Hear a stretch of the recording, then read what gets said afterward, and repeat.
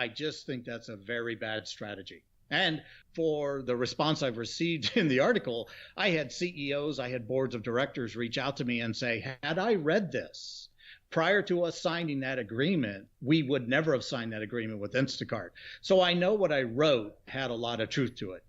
Yeah, and to add to your story, I can remember, I think it was back in 2016, being in the LA market with a retailer that's no longer part of the retail community.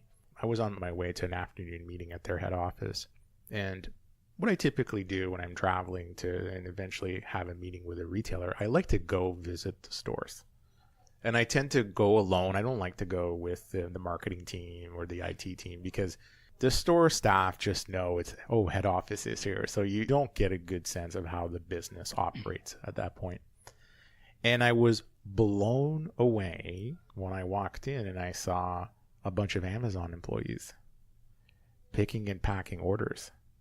And when I made my way to head office and I said, no, I understand you're looking at implementing your own e-commerce solution, prepared orders and click and collect and curbside. I think that's great, but you didn't disclose to me that you were working with Amazon.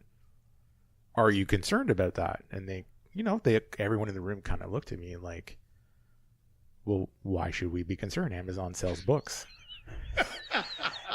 and I looked at them and I kind of like, no, they don't. Your margin is their opportunity, right? You have to understand that Amazon's goal in the world is to sell more products. And grocery has the highest household penetration rate in the United States. I think it sits at north of 95%. And if they can learn from the data harvested from selling groceries to their customers, they will learn how to sell more and how to do more. Everyone kind of looked at me like I was right out of it. And I said, you're teaching them your space.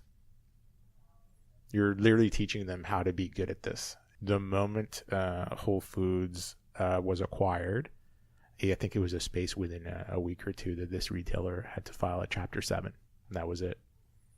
And, wow. And the demise didn't come because of the acquisition of Whole Foods or Amazon Learning, but it came from the executives not really wanting to be truthful with themselves and introspective and so on, all those things that go on.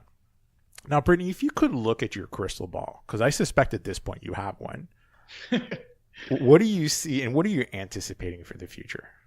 Well, what I really see is massively increased M&A.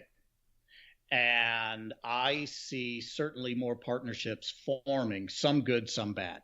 And what I really look at is Amazon is going to do wondrous things with Whole Foods. And I've been on the record for several years. And for the audience members who don't know this, I first recommended Amazon acquire Whole Foods in 2013 when I wrote a research paper on the topic. And so I look at Amazon and I say by 2030, Amazon Whole Foods absolutely will surpass Kroger and be the second largest grocery retailer in the United States. Between 2030 and 2035, Amazon absolutely can surpass Walmart in terms of total market share for grocery. Amazon has that capability. Now, does that mean no one can stop them? No, actually, there are some very interesting things that could take place. The wild card is Alibaba.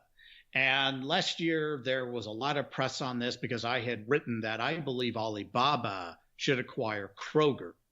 And if Alibaba acquired Kroger, there's many things that Alibaba could do to re-engineer, to reimagine grocery retailing as we know it.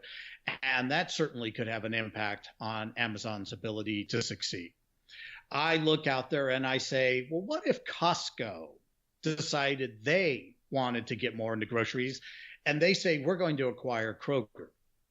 I've been on the record as stating if Target and Kroger merged or if Target acquired Kroger, that absolutely would have an impact on Amazon's ability to achieve the goal. And of all those recommendations, not one time did I have anyone ever reach out to me and say, that's crazy, that's a bad idea. they always reach out to me, especially executives of Wall Street firms. And they ask me, why hasn't this already been done? Why hasn't Kroger and Target already merged?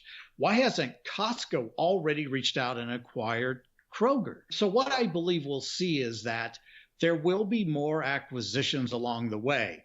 And I don't anticipate Amazon having a major impact that will be felt by most retailers until around 2020, 2021.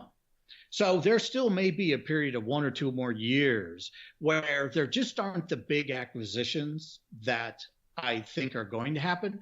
But when it becomes a reality that Amazon is not just good at grocery retailing, but they're actually becoming a leader at it, that is absolutely going to put the fear in many executives.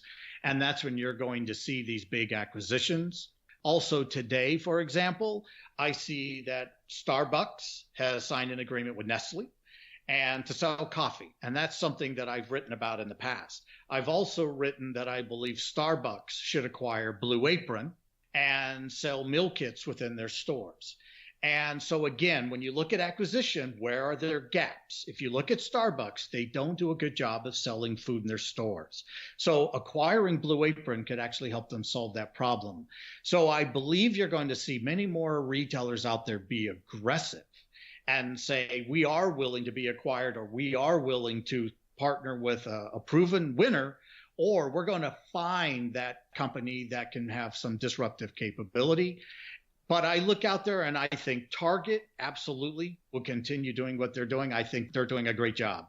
I think Kroger needs to ramp up what they should be doing. But Walmart and Amazon for the U.S., absolutely, they're going to be very strong players for the years to come. Yeah, and I would add to that, strong brands have the best opportunity to go global. And I think we've seen that historically with the Pepsis and the Cokes of the world and the McDonald's. And certainly the Starbucks brand is a global brand for sure. And I think the grocery retail industry needs to understand that to become good and to survive in this space means you have to acquire the experts. And those experts are not always going to be domiciled in your backyard. And you have Correct. to become culturally adept in learning how to transact and do businesses in other parts of the world. And without that knowledge, I don't know how you proceed to move forward in this space. Oh, I agree 100%. I agree 100%. Well, I wish I had a peek in that crystal ball a little bit more often. Britton, always a joy talking to you. Can you share with our audience, how do they get a hold of you? The easiest thing to do is simply look me up on LinkedIn and reach out to me. I'm always responsive to anyone who reaches out. Perfect. Ladies and gentlemen, don't forget to tune in to our next podcast where we're going to be tackling a very interesting subject, Mark, and it's called The Infinite Game in Grocery Retail. Mark, can you share with our listeners, how do they get hold of us on Twitter, on Instagram, and on Facebook? Our listeners can reach us in any number of ways at www.mercatus.com. All of our social channels are listed at the bottom of the webpage. On LinkedIn, it's MercatusTechnologies. On Twitter, it's at MercatusTech. On Instagram, it's at MercatusCulture. And on Facebook, it's MercatusTechnologies.